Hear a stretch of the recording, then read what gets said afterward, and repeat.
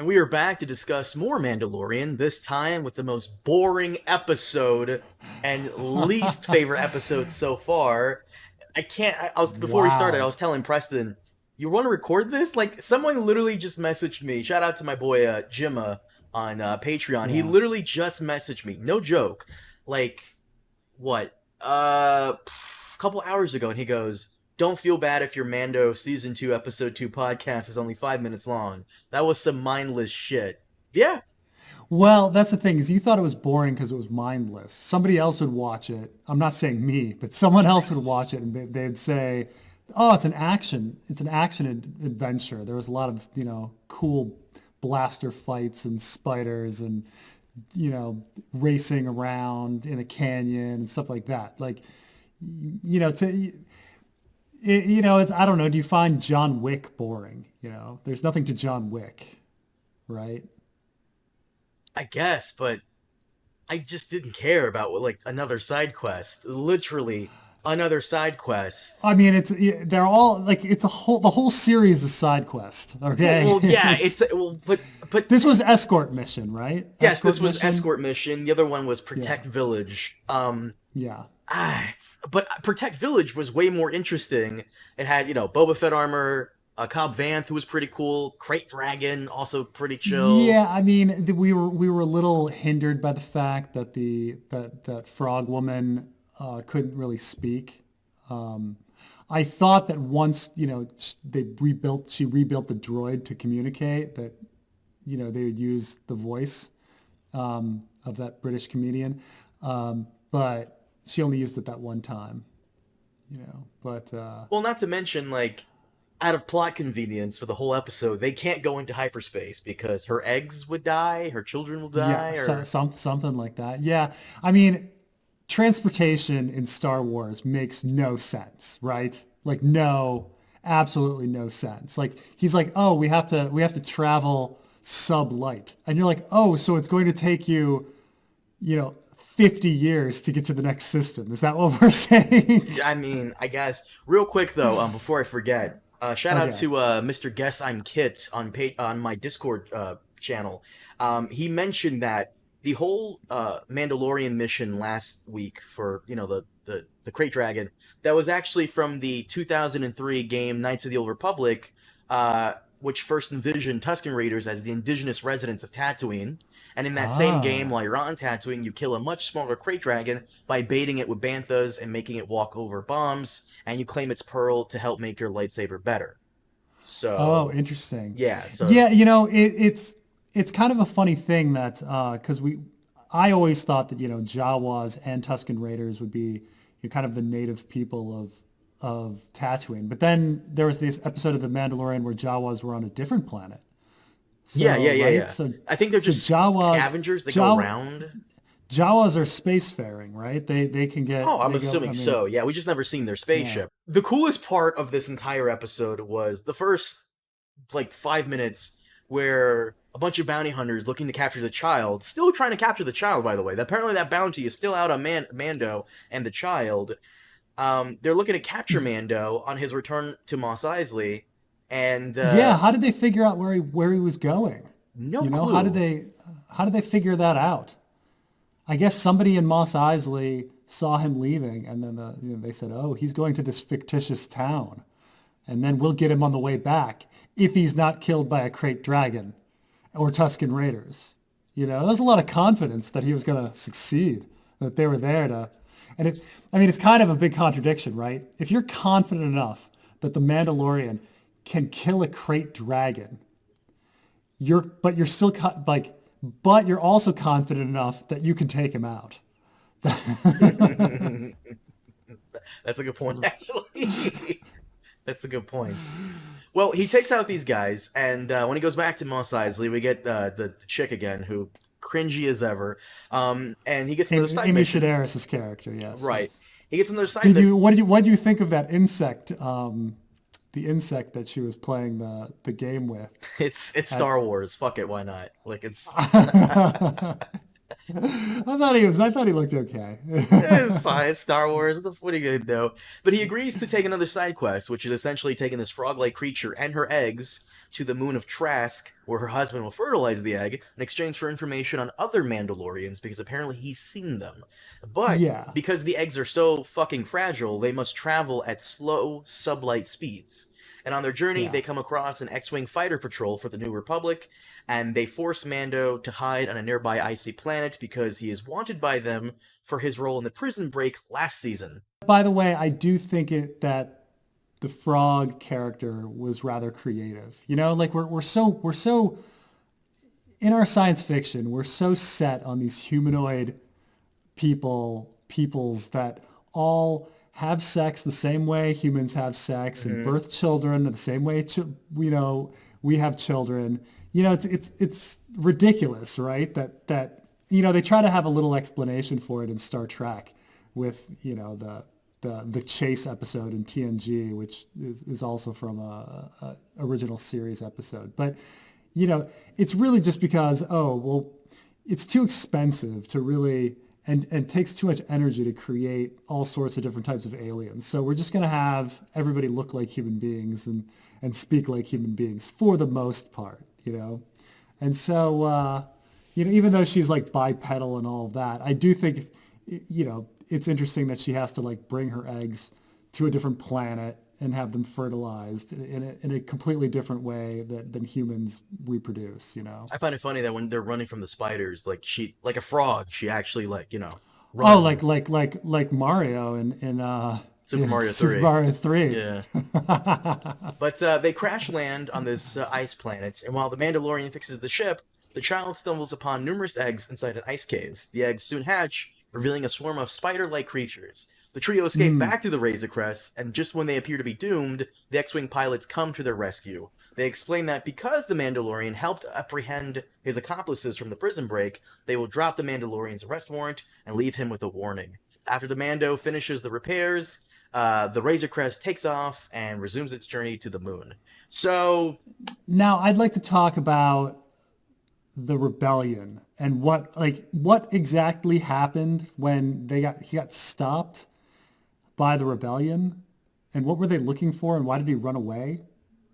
well, I'm pretty sure they're just patrolling like the mid rim or the outer rim, essentially searching for Imperials trying to escape, prosecution for war crimes. Reminds me of the Nuremberg trials back in World War II, or at the end of World War II. Now, keep in mind, just a few months ago, I mean, I'm shaky on Mando timeline, but Imperials were full out like taking residence on, I guess it wasn't Tatooine, but it was a different planet. Mm-hmm. Okay, so maybe it wasn't near Tatooine. So Tatooine, I guess, is fully under New Republic control, or something. I I don't don't think know. I don't think the New Republic is in control of Tatooine just yet, but they're slowly expanding. But the ice planet very close by. I guess. I guess. Yeah, I mean, I was a little, but it occurred to me the pilot is the lead in the series Kim's Convenience. I don't know if you've ever seen Kim's I Convenience. have not, but I do know both those pilots. One of them was John Favreau, and the other guy was, I believe, the director for the episode, Oh, really? He Peyton directed. Reed. Well, the the um let me get his name. No, I'm thinking of I just want everybody to know Preston has more to talk about this episode than I think anybody else. no Paul Sun Hyung Lee. I thought he was the director for this. He might be the director for another episode going forward, but what about him? Oh, well, he's the star of Kim's Convenience, and he was one of he was Oh, he was like the larger Korean um, X-Wing pilot. hmm. Yeah. So he has his own series, this Canadian show called Kim's Convenience, where it's about him and his family owning a convenience store in Toronto. Oh, I'm sorry. It Uh, wasn't Peyton Reed who was one of the pilots. It was John Favreau and Paul Sung Lee. You're right. yeah, yeah. So, I saw him. I was like, that guy looks familiar. And then, and of course, like, so he has a a regular Canadian American like accent. Sorry Canucks, but like the Canadian and American accents are very similar. Um, Especially the west coast of Canada, like Vancouver, is very difficult to differentiate from an American accent. East, more middle of nowhere, it's a little more. You get the jokes about a boot and all of A that and boot, hoser, yeah. but like yeah, when I heard his accent and it sounded American Canadian, like I was like, who is that guy? But because he puts on a Korean accent in his show, but. You know, it's funny by the way, how many pilots in Star Wars are fat, right? I mean, I guess they fly around a lot, so I mean, I guess there's not much running needs to go down. Right. I mean, I guess, yeah, they do, like, how car culture has made Americans like incredibly obese. Like, like X-Wing culture in Star Wars has made, has made all of these rebels really big, I right? sure, why not? I mean, I'm just saying that you don't run into, like, in most Hollywood stuff, right? They get really good looking people to portray all of the roles, right? Right. Everybody looks like models, right? But in Star Wars, like during the Trench Run, we had that guy Porkum or Porkins. Porkins. Yeah. He was tubby, and then I want to say the guy on Hoth, the guy who finds Luke, isn't he? He's a big guy too, right? I And don't then, remember. oh yeah, the guy who's like, we found him, at the beginning of Empire. And then in frickin' the new trilogy, J.J. Abrams cast, that guy from Alias and Heroes, His the buddy, kind of, I forgot his name, like yeah, Wexley. yeah. And then here, it's I'm just saying it's a high percentage Preston, are of you fat X-Wing shaming? obesity. I'm not fat shaming. I'm just saying that it's unusual because you don't see it portrayed. And Jon Favreau is pretty big too, right? So I guess gosh, man, this is something. This is because you don't see that many big people portrayed in media, just because everybody likes to have the beautiful models portraying everybody. But these are man, Jesus, Preston, you went down a weird rabbit hole here. we got to fill something because there's nothing in this episode. I feel like the I mean, episode would have been better because they encounter the ice spiders, which apparently is ice spiders first appeared in the Ralph McQuarrie concept for I think Empire Strikes Back, where Luke encounters oh, it originally in the the ice the cave. the aspect of them that I really liked was the fact that they kind of had a drill mouth that came down, Hmm. and there's a moment where you see its drill mouth kind of coming down on Baby Yoda, and you're like, oh, that must be for like drilling into skulls and scooping out brains. And then later the big one is about to like drill down on the ship to break in, and before they're ex machina by the rebel ex machina It at the got very end. horror-esque film, which I like, but I feel like it would have been better had those guys who chased Mando in the very beginning of the episode were also one of the ones chasing Mando into this ice planet thing, and like the rest of their group. And like the rest of the group goes in there to try to corner Mando, and then they all get devoured and eaten by the spiders, and Mando has to like run back to the ship and so on and so forth. It would have been better Yeah, yeah. that way, but we all knew Passenger Woman wasn't going to die. The episode is literally named after her, and we knew Mm. Baby Yoda was going to survive, and of course Mando. But it did look dicey for a minute there, which I did like. It did kind of keep me in Yeah. suspense. Well, I was wondering if he was going to kill, because he's killed Imperials right and left. I was wondering if he was going to kill rebels, right? Like that would be an interesting It twist. would. That Mandalorian has to sometimes kill Imperials and sometimes kill rebels, but instead it was like, you know, elbow elbow, we're all good guys. What kind of annoys me is now now we're in like the Disney universe of Star Wars, and had this been, still under Lucas's control, he would have definitely shot those New Republic pilots down. However, I think it's okay to kill the Empire people because they have helmets and they're bad guys, That's clearly right. stated. That's right. If you can't see someone's face, it's not murder. Wait, what? People that wear masks don't have like family and friends that love them. You know. Oh, by television rules. I thought you meant that as a rule in general. No, Okay, the television I was rule. being sarcastic. Yes, by television rules, if somebody's wearing a mask, or some sort of uniform, and looks, like everybody else, if then it's okay to kill them in a mass way, with no regard for who they are. Yeah. That's the TV rule. And I like how they literally just went out of their way to like confirm with him, like, hey, are you that guy who saved this other guy from the prison? Okay, well, we're just here to let you off with a warning. Well, you could have just like, really? And he's like trying to hide from them, like, okay.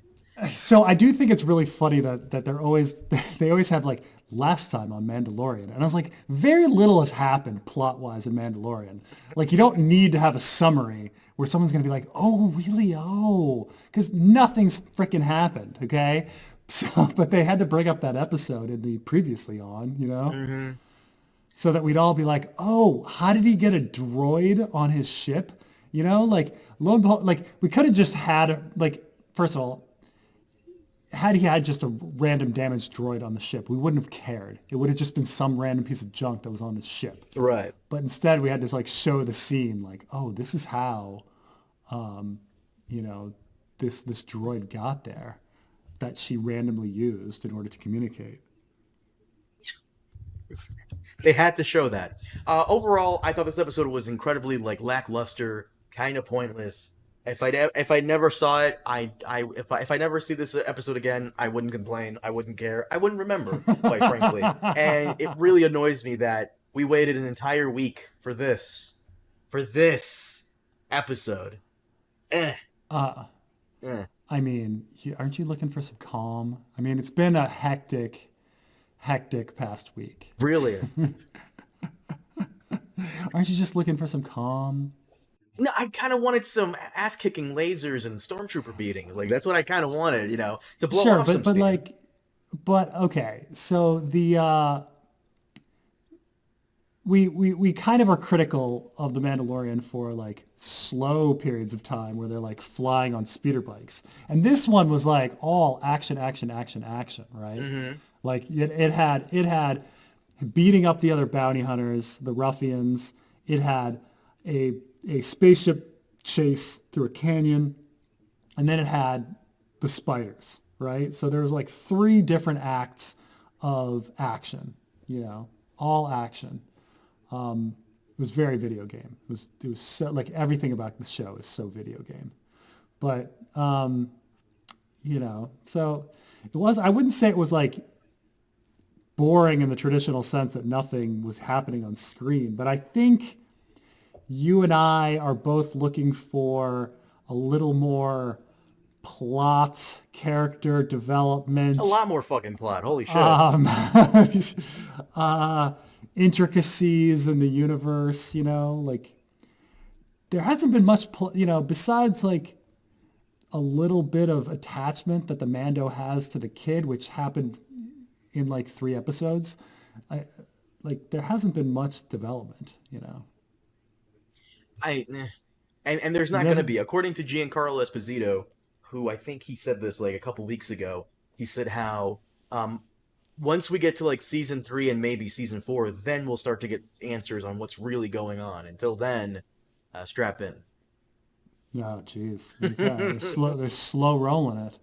That's why I'm like, why doesn't Disney just release the whole thing? I mean, it seems like, despite the fact that if you release all 8 episodes, great, you shot your load within 1 week, and people can cancel their Disney Plus free But then month that's subscription. exactly why they're releasing. Yeah. It's Disney Plus has this whole thing on trying to keep everybody going month to month.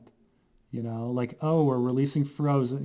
Like We're releasing Frozen 2. Oh, well, that gets people in. Up, it's Hamilton. That's going to get people in. Up, Mandalorian's coming up. And that's 3 months. You got to do 3 months of Disney Plus, to get through that.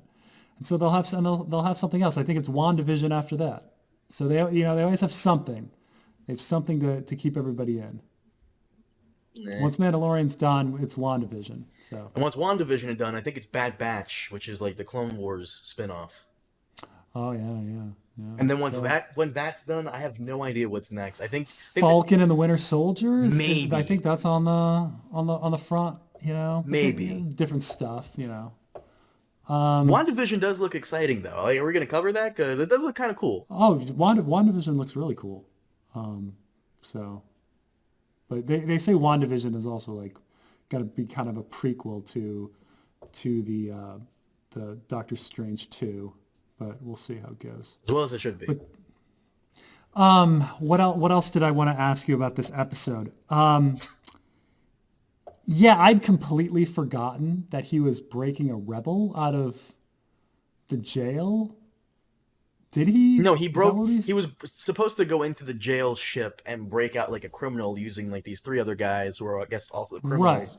And then I guess the ship recorded him trying to keep the New Republic jailer guy alive, and that's why they let him go with a warning. I guess I don't At the same care. time, they didn't help him fix his ship. No, yeah, So it's I like, thought that was a little dickish. So they just kind of I was like, wait, you're leaving me to freeze to death, or a good chance to freeze to death. Like, why even bother killing this spider?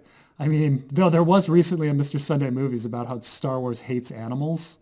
Like, Star Wars is completely about just slaughtering animals. What do you mean? Like, Well, the Ewoks kind of don't count because they were trying to kill the well, Empire. like the Rancor and the Tauntauns and the abominable snowman, and Hmm. they just slaughter these poor animals that are minding their own business.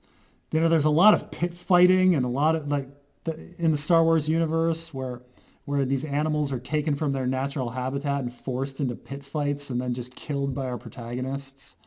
There's a lot. And so this is a case where like we landed on this spider's planet and it's minding its own business and we come into its lair, start eating its babies, it attacks us and then we just kill it. I think that's the shtick for Baby Yoda this season is that he just randomly eats things. Like he ate a lot of that frog lady's like eggs, and then he ate that random spider Yeah. baby, and then Yeah, I mean having a baby who right now is so my child is 13 months at this point, and he's very much like Baby Yoda in that he walks around and he tries to put everything in his mouth and he tries to eat everything, and so I mean my kid squirms a lot more than Baby Yoda. Like Baby Yoda will just sit in Mandalorian's lap and it's like nah, my little guy squirms around, but but it did remind me of that. I was like, oh yeah, no, I could completely imagine a not yet toddler, but a 1-year-old like opening up a frog woman's like canister and eating the eggs you inside. can imagine that. That's completely something my kid would do. Completely. Like he just gets into everything and reaches everything, opens up everything. Yeah. So, that's accurate. Well, all right. Well, I'm sorry, but there's nothing else here. This episode, Unskillful in 10, I would give it a 5. Preston, you? Oh, yeah, about the same. I mean, it was just mindless action. Mindless action. I thought there was some real creativity in the frog character and in the spider. And then her little pool that looked like Pamakale turkey. And I don't know, it was Hamakale just turkey? Pamakale is it's this white mountain in the middle of nowhere with these like pools. It's Oh, very I see it. Oh, that's cool. yeah, I like yeah, that. yeah, I see. I just looked it up. Oh, that's fucking cool. yeah.